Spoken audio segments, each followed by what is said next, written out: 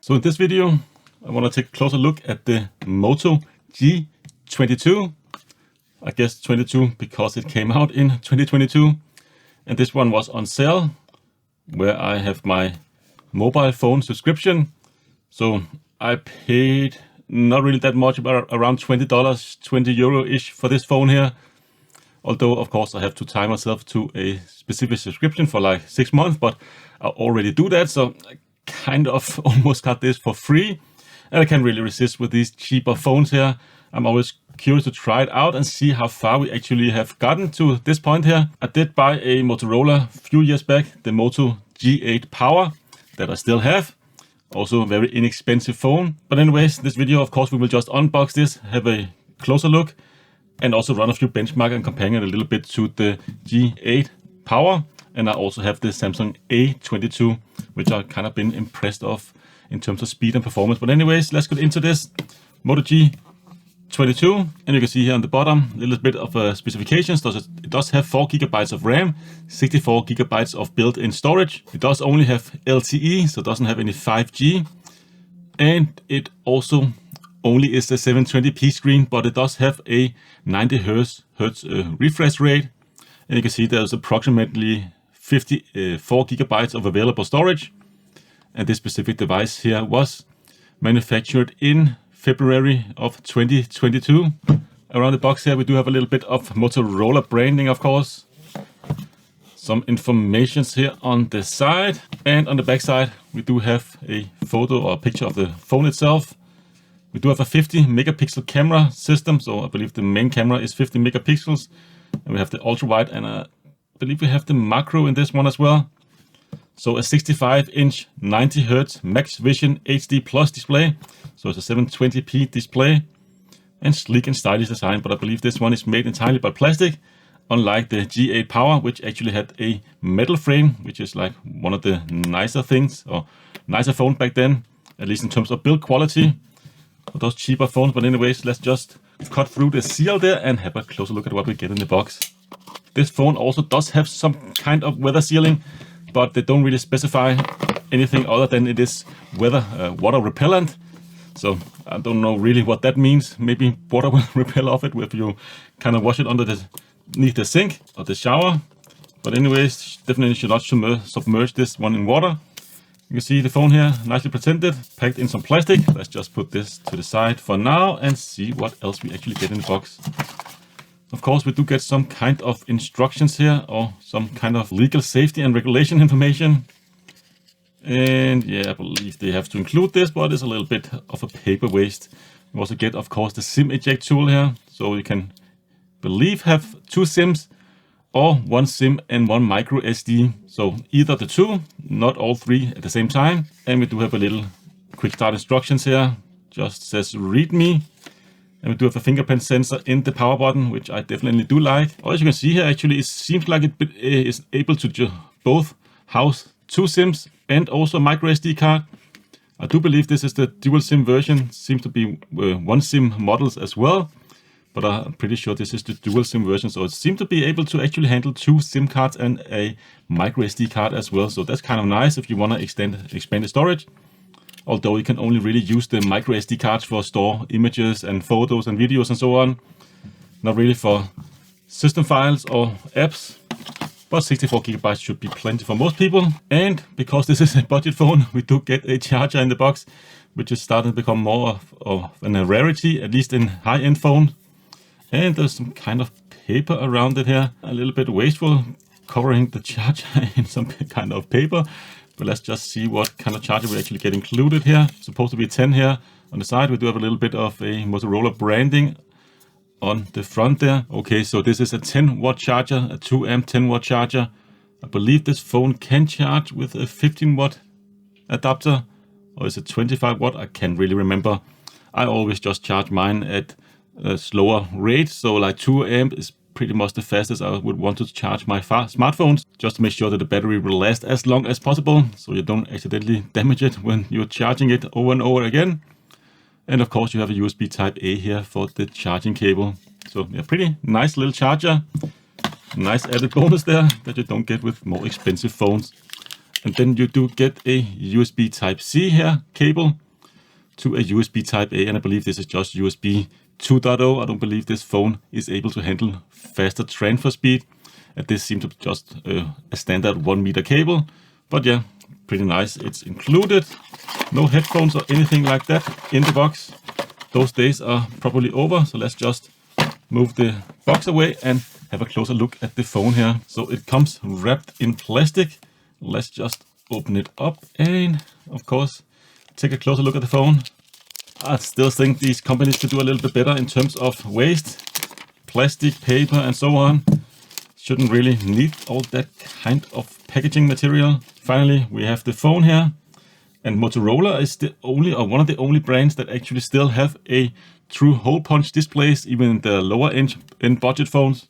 Unlike like the Samsung here. Don't know if you can even see it with the screen off. The A22 have kind of a teardrop. The Motorola still has like a hole punch display, like we also see here on the G8 Power, the hole punch, but in the left corner there, this one is nicely centered.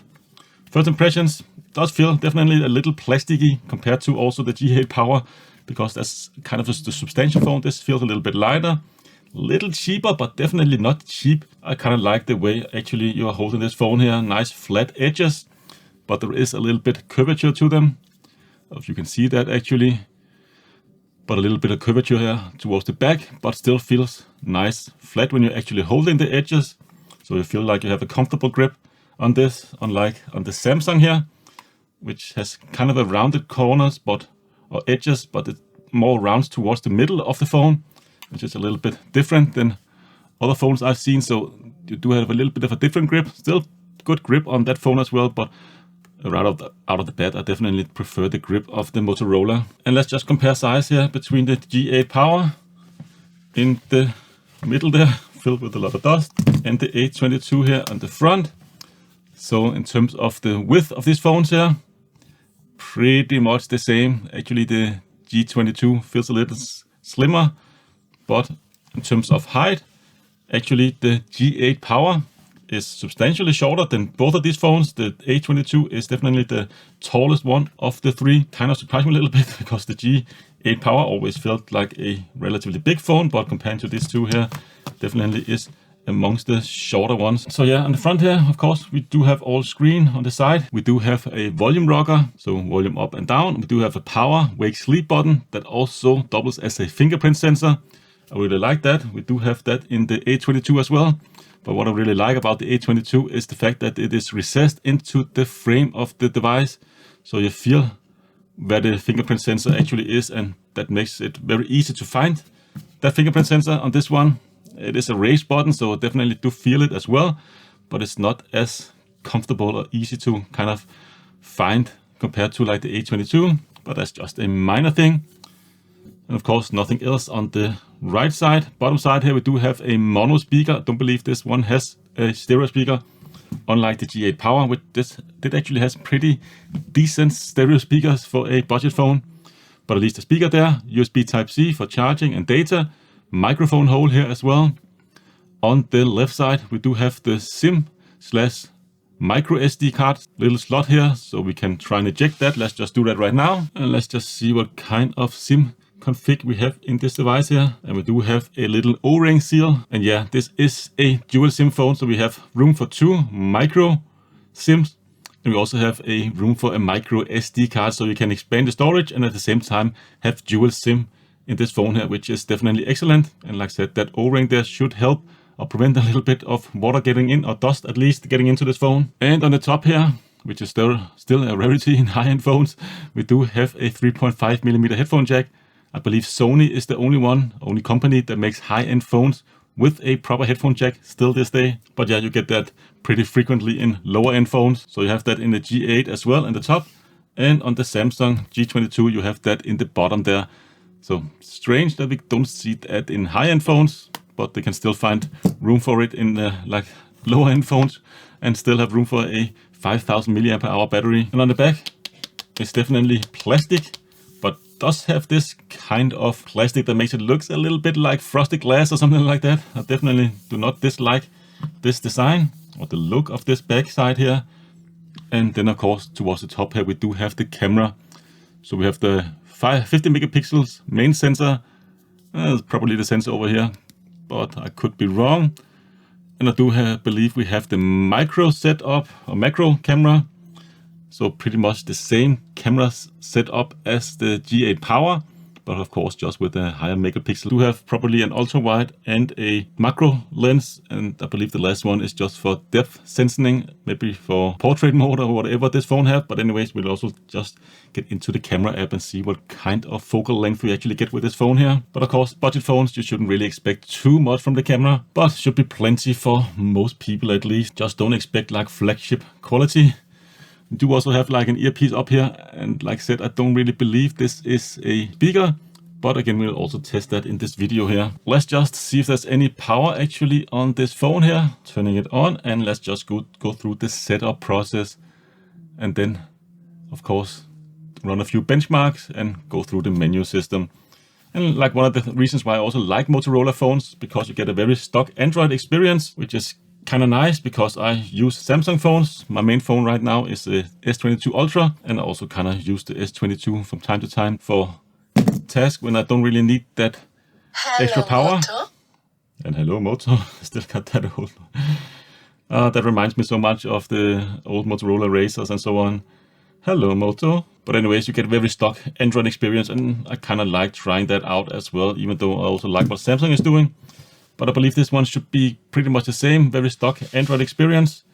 Let's set it up to, why not just United Kingdom? Let's just set it up to English for now. But right off the bat, you do see kind of a big chin down here. That hole punch camera there, which is kind of unlike Samsung here. Teardrop camera, the A22, but it does also have a very big chin down there. So let's just actually compare these two side by side. You can see pretty much the same chin versus actually the Motorola G8 Power. It's a little bit slimmer the chin there, and also overall a little bit shorter device. So yeah, I believe the G8 Power is actually a little bit better designed, in my opinion. And what I can read online, also people complaining about the actual brightness of the screen. So right out the bat, it definitely doesn't look all that bright, but I'm not really sure if it's turned up all the way. So let's just go through the setup process. Connect to a mobile network. I don't have a SIM in this one here, and I don't have any spare SIMs right now, so won't really get into that, but let's just set it up using Wi-Fi. And this one right immediately does recognize my 5 GHz Wi-Fi, unlike my G8 Power, so that's kind of nice. So let's just log into Wi-Fi, and we are connected to Wi-Fi. And let's see what kind of stuff we have to agree to here. So privacy and software updates. Let's see if we can actually disable them. We can disable them. Automatic download and install security updates and bug fixes over Wi-Fi. Let's just enable that actually. Enhance device support, get customized support and recommendations for your device. I don't really like that, so I'll disable that.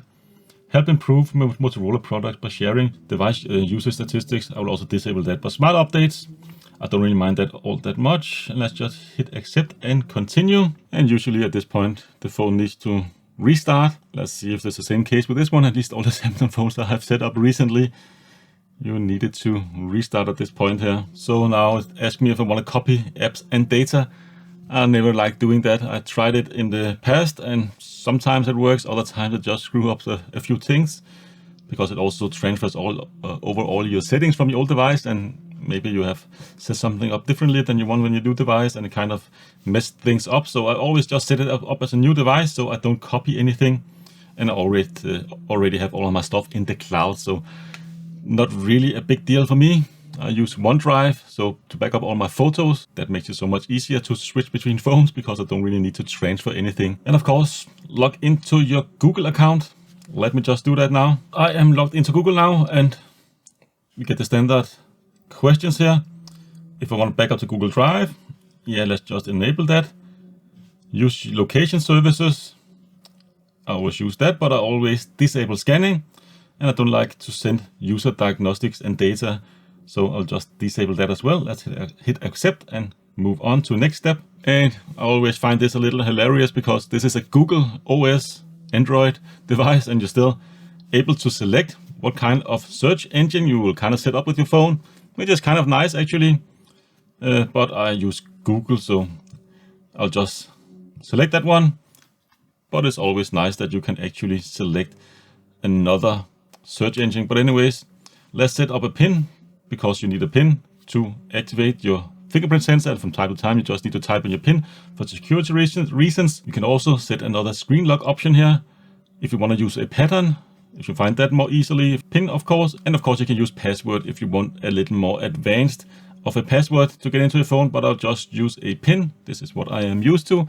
And of course, I'll type in my pin right now. And then of course, set up fingerprint sensor, how it works. You can of course use it to unlock your phone, but also to unlock specific apps that have extra security, like your banking applications and so on.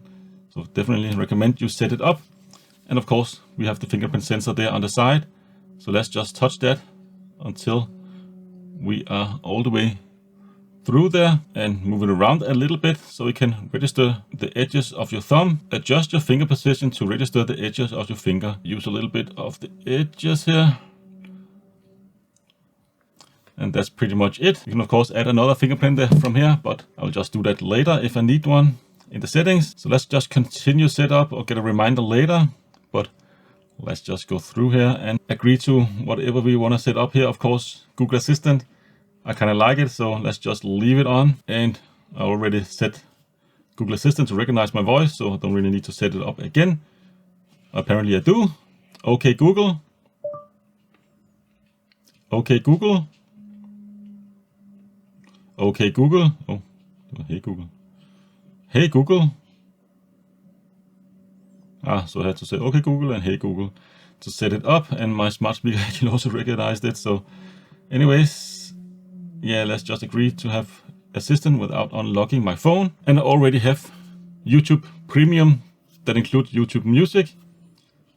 So little ad there for that. And you can of course change whatever you want here.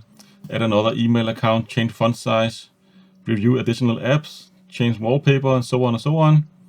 Let's just hit no thanks right now. And let's see if we can get to the actual desktop of the phone. Okay, stay in the know. Okay, let's just enable push notifications, and we can actually select here if we want light and or dark. Kind of like that in the setup process, not something we've seen with like Samsung phones. You kind of skip this part here. I'll just set it to dark mode. That's what I prefer. And again here, nice, we can set this up during installation of the phone. If I want buttons or if I want a gesture. I've just gotten so used to gesture now, so that's become the natural thing for me, and we are done. So pretty easy to get in here. Actually probably prefer the Google/Motorola experience setting up the phone, because we are also just setting up the phone. We can enable or disable buttons down here, or if you want to use swipe gestures or buttons. Not something you can do on your Android phone, or Samsung phone rather, excuse me. But anyways, you can also see there's a little bit of stuff here running in the background, leading setup. Let's just go into settings and let's just see what kind of software this phone actually comes with. Okay, so the phone actually comes with Android 12 out of the box in a February 2022 update. So that's pretty recent actually. Of course, it was manufactured in February, so that's probably the latest update back then. But I don't suspect we'll see maybe one major update for this phone here. Maybe we'll see Android 13. But you shouldn't really expect too many updates for a budget phone like this one here. For instance, the G8 Power is still running Android 11. I believe it did come with Android 10. But of course, as of this video, Android 11 is not the newest. The newest is Android 12. 13 maybe coming out in 2022. Don't expect to see any future updates for the G8 Power, but it just works fine enough with Android 11. But at some point, maybe applications won't work or run on the older versions of Android. So definitely not a phone I would recommend you keep for like 10 years or something like that, but should be plentiful for a few years in the future. And let's also see how much storage we actually have available right out of the box here. So we have used 11 gigabytes of storage. And of course it comes with 64 gigabytes total. So what is that? 53 gigabytes available storage. And on the box you can see here it said it had around 54 gigabytes available storage. So it's definitely not far off. So that's pretty accurate. And most of that is of course the system. But let's just see what apps we actually have pre-installed in this one here, if there's actually any bloatware. So of course we do have all the Google stuff. We do have some Motorola stuff on here, but seem to be pretty basic Google stuff. Got Gmail, Drive, and so on. And Moto App Launcher. YouTube Music is also on there. So yeah, it doesn't really seem to have any major bloatware on here, but I do see Facebook pretty much the only bloatware I can kind of see, but you cannot really uninstall. Let's try and force stop it. Okay, and then you can disable it, but that's actually not that bad. On Samsung phones, you do get a lot of Microsoft apps, as well as Facebook on their smartphones, at least the higher-end smartphones. But you can actually uninstall that. But on here, on this phone here, you cannot really uninstall. You can only really disable it. A little unfortunate, but definitely fine enough. You can disable it, and I do understand on a budget phone like this that they will kind of get a little bit of extra bloatware on there, so you can just make some money on the built-in applications on here, because this is a very inexpensive phone and they want to of course keep the cost down. But let's just go into the Play Store here and actually see what updates we actually have. I expect there will be quite a few updates. Running in the background is also installing in the background here, completing setup, so it's not really the smoothest experience right now, but yeah, you can see a lot of updates there. And let's actually also see if there is any firmware updates. Let's go in and check here for software updates. Everything looks good, so I'm running the latest and greatest. Turn on smart updates. Didn't we just do that in the setup process? So as you can see here, in the nighttime it will kind of update and restart automatically. But yeah, we have the latest and greatest as of this video here, and I'm recording this in May of 2022. But anyways, let me just get everything up to date in terms of apps, install some benchmarking applications, and let's just run some benchmark, comparing it to the two other budget phones that I have currently. And after that also look at some of the features of this phone here. So I have spent a little time setting up the phone, installing some applications. Let's just first off try the fingerprint sensor. Of course it's mounted here in the side. Power button should just touch the fingerprint sensor and you should lock up your phone. You do get both a vibration, but you can also hear an audio feedback. But as you can see here, it's not really the fastest. It's fast enough to register my finger, but it does take a second or so to actually get into this phone here. Let's just compare that to the A22 here. You can see holding the finger on the button. It's just a short delay here, or not even a second delay here, before you actually unlock the phone. It does take a second or two before it's ready to register my finger again once I unlock the phone here. But you can see very fast getting inside the phone. Not really the case with the G22 here. I think this is software optimization, so definitely could do something software-wise to improve this. But yeah, it's fine enough, and it does register my finger pretty much 100% of the time. So in that aspect, it is accurate enough. It's just not the fastest to get into this phone here using your fingerprint. And that's kind of the experience I've had, spending not really that much time with the phone yet. But it does feel a little bit on the laggy side. I was very impressed by the Samsung Galaxy A22. It's the first kind of budget phone that I've been actually pretty happy with and probably could use as my daily driver in terms of at least speed and performance. Feels very fast and snappy.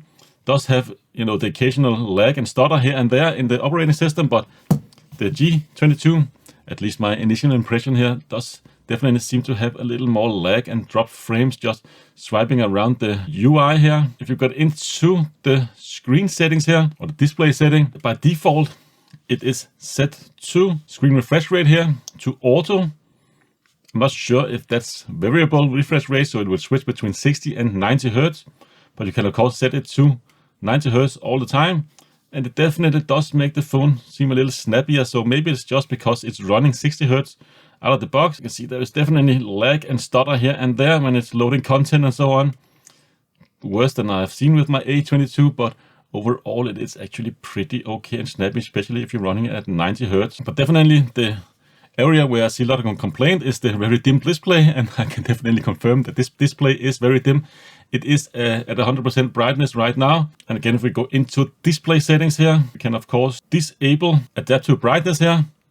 So just turn it off. 100% brightness right now. Of course, I do have a dark theme on here. Looks pretty okay on the camera, but to my eyes, it definitely looks very dim compared to other phones. Let's just again bring another phone into the frame here.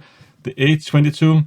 Let's just turn the brightness up to 100% and disable adaptive brightness. Of course, not really the same background, but Definitely the A22 is brighter. It's not super bright display, but it is definitely brighter, and that will of course be an issue if you go out in the sunlight and you have a lot of sun during the daytime. You could get a little bit of a worse experience with the G22 compared to something like the A22, but again, this is a budget-oriented phone, so can't really expect too much. But right out of the bat, the display is definitely not the best thing about this phone, and that goes for the resolution as well. I don't know if you really can pick this up on camera, but it is noticeable in real life. The text is not as sharp on this 720p screen compared to the 1080p screen. Text seems very sharp, icons very sharp. On the G22, it does seem a little blurry. Not extremely blurry, but just a little bit. And yeah, also again, you can kind of see when you're scrolling up and down here, very laggy experience here on the G22 on the right compared to the A22 on the left. It's because it's loading in content there or whatever it's doing. It's kind of just bogging down from time to time. And the A22 is just no slowdowns at all, very smooth scrolling. And you definitely do notice that. So yeah, first impression does feel a little sluggish performance-wise. But anyways, let's just get into some benchmarks. And let's just start off with Geekbench 5 here. Let me just lower the brightness a little bit, just so you can see more clearly, because I do have a lot of light going down towards the screen here, maybe just a little bit brighter. It is a very dim screen. And let's just run this CPU benchmark. So let's have a look at the results here. Single core score 173, or 75, excuse me. Multi-core score 975. So definitely not impressive results. If you look at the G8 here, power, we are getting close to double that single core and quite a bit more in multi-core, and also the Samsung A22 over here on the left. Again, quite a bit faster single core and also in terms of multi-core score. And this is, by the way, the A22 5G variant. You can see that's probably the reason why it does feel a little bit sluggish when you're actually going around the UI, because the single core score there is definitely not impressive at all, and both scores really is pretty bad. Let's just try the compute benchmark. Hopefully it will score a little bit better, also because it only has that 720p screen. And the only benchmark we can do here is actually the Vulkan benchmark for some reason. So let's actually try and run the same benchmark on all three devices at the same time. See which one will finish first. This is Vulkan benchmark on all the three devices there, because I've not really tested Vulkan on the two on the outside here, so the G8 or the A22. So let's just get into that.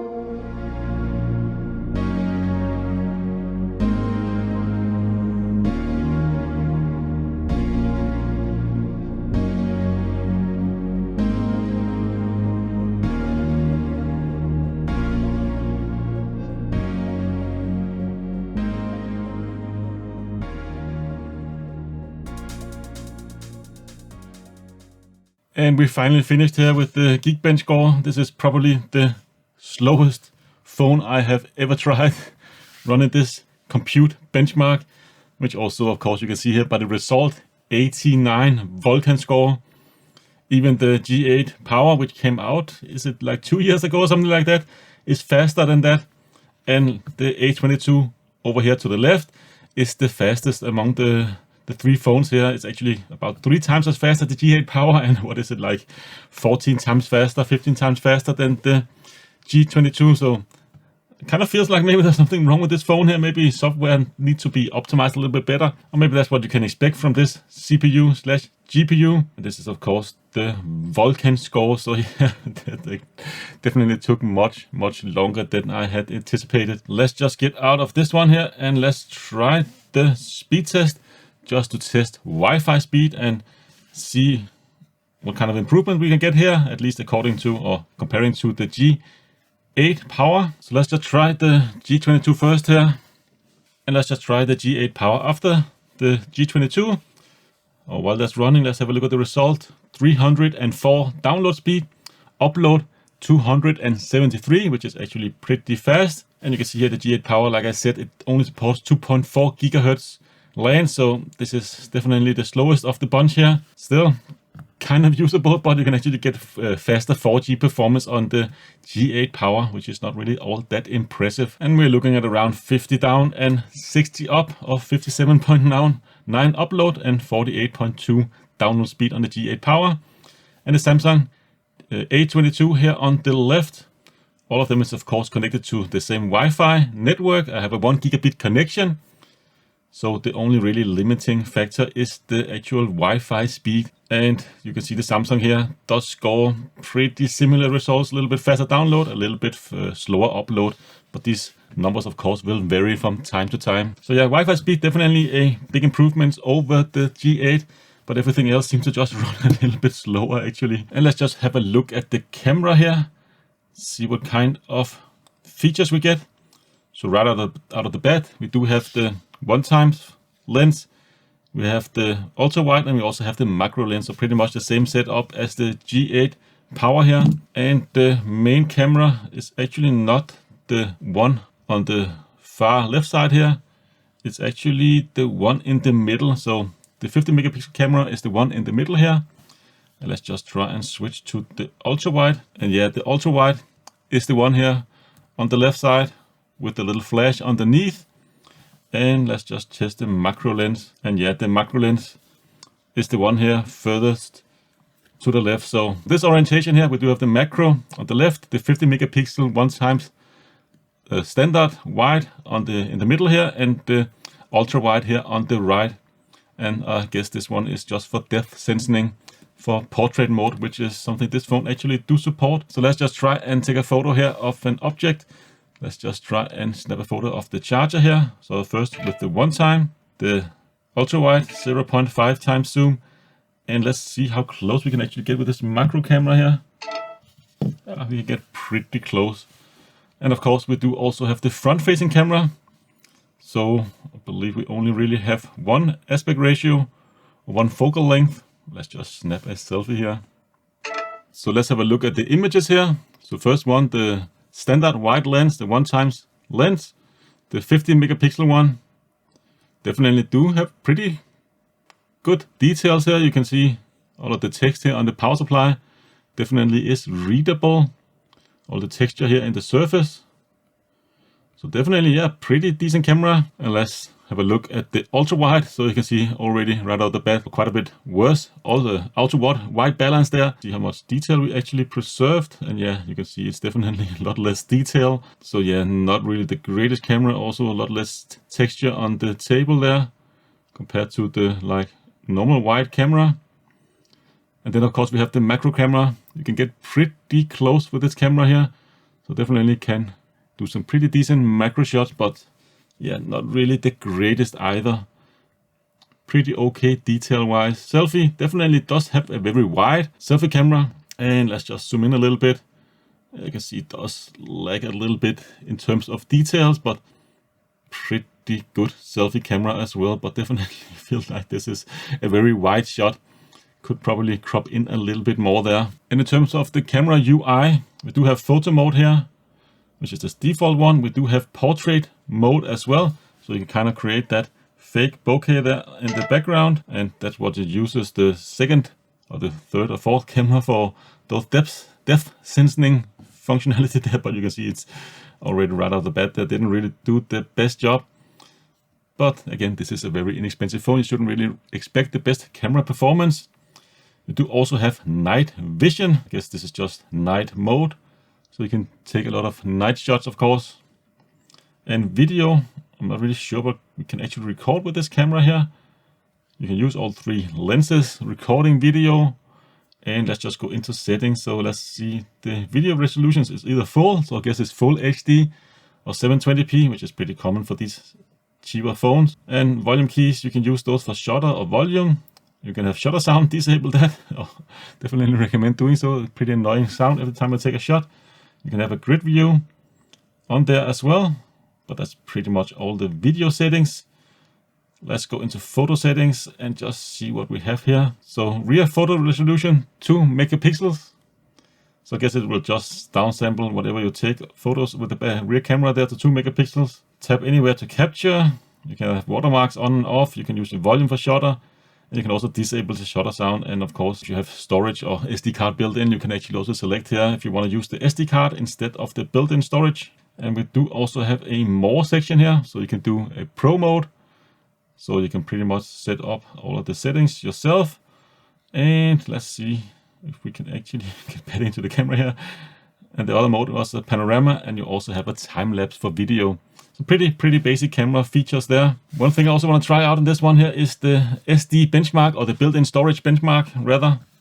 So internal memory, let's just run the benchmark and see how fast it actually is. So we finally finished here, and actually read-write performance is pretty good. Let's compare it here to A22, which is getting close to 300 read and 185 megabytes per second write, versus the little above 200 megabytes per second read and 136 megabytes per second write.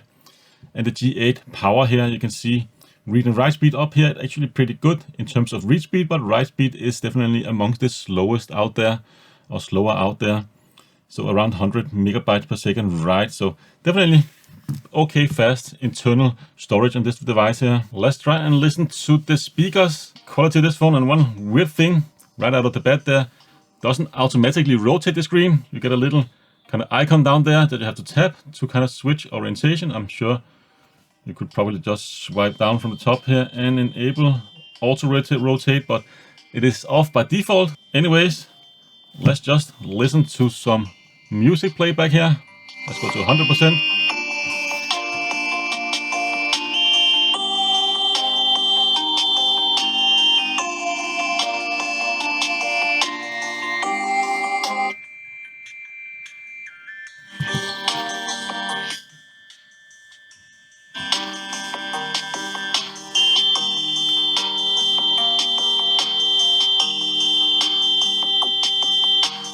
Let's just hear a little bit of a speaking voice here. Let's see how well that actually sounds. In this video, we will have a closer look at this TrendNet 2.5 gigabit LAN adapter, PCI Express network adapter.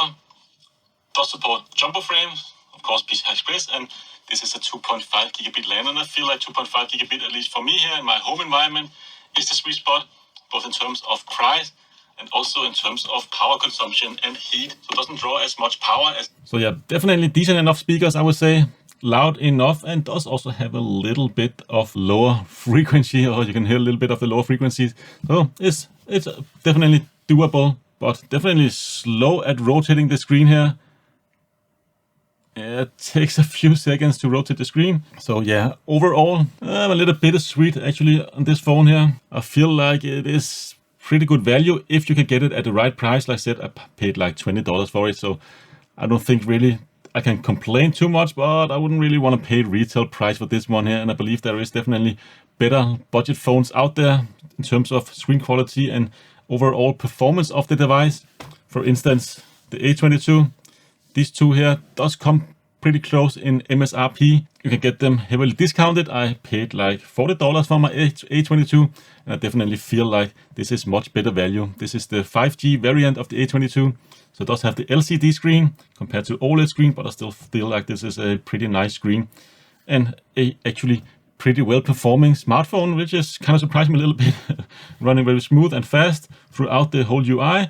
Small hiccup here and there, but compared to this one here, it's pretty much just a, yeah, now it's running pretty nice, but it can at time to time, for instance here, when you're just swiping down to or over to like the Google side here, you can see it does take quite a lot of lag. Like its performance is a little underwhelming actually, and it's just slow at opening applications, slow, sometimes scroll speed. You can see a lot of lag there when it's loading in content. For whatever reason, I'm not really sure why it lags so much, just scrolling up and down. Compared to like the A22, if you're just like scrolling up and down, very fluid and very fast. You do definitely feel those 90 Hz refresh rate. Getting into this phone here, you can see all the lag there. Does feel maybe there's something wrong with my phone actually. Also, I got a very low GPU score or compute score on Geekbench, so that definitely doesn't help this phone. But yeah, very laggy experience. Display is not really all that bright, and of course only a 720p, so you're not getting the most sharp screen in terms of pixels per inch. I would say it's doable, definitely readable text and so on, but it does seem a little smudged out or a little blurry at times compared to like a full HD screen, and even compared to like the full HD screen here on the G8 Power, which is only a 60 Hz screen.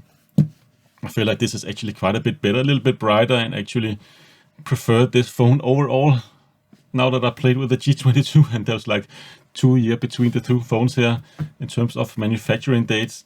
And yeah, this is the G22 is actually a little bit slower, and the only really improvements they have made to this phone here is the 5 GHz Wi-Fi, which was always a little bit of a downside here on the G8 Power. But other than that, I feel like you can get better budget phones out there. If you get it at a steal like I did, definitely go pick it up. It's a fine phone for maybe a kid or a secondary phone, or if you just don't really care too much about performance, just want to do phone calls, texting, and some few applications, this will definitely be fine. But as a daily driver, for a person that does have, you know, a little bit above standard use case for a smartphone, definitely do not recommend this device here. I think you will just start to feel very underwhelmed by its performance. But overall, I kind of like the weight, the feel in hand, design aesthetics of this phone here. It looks kind of nice, but yeah, the performance just lags behind, and also the screen, which is, you know, kind of an important feature of a smartphone nowadays, because that's where you spend most of the time, of course, looking at that screen. But that's pretty much it for this video. I hope to see you again in a future one. Until then, take care.